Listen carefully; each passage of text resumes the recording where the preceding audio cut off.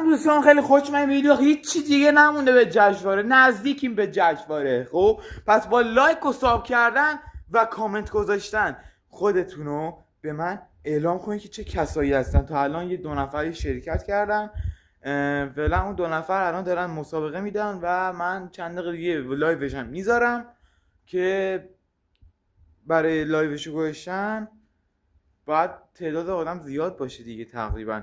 پس من لایوش رو میذارم، حتما نگاه کنید. بعد که نگاه کردید میتونید توی کامنت ها شرکت هم بکنید باش، اسم اکانتتون رو بهم توی کامنت ها بنویسید یا یه آیدی میذارم براتون، به اون بفرستید اسم اکانتتون رو. وقتی که اسم اکانتتون رو فرستادید من براتون اون کار رو انجام میدم و شما رو ثبت نام میکنم و رقیبتونم بهتون میگم.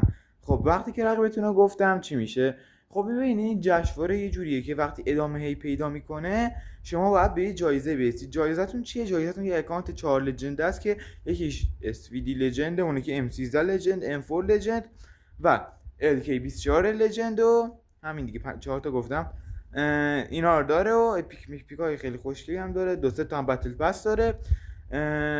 اکانت این جایزه است و امیدوارم که شرکت کنید. منتظرتونم. فعلا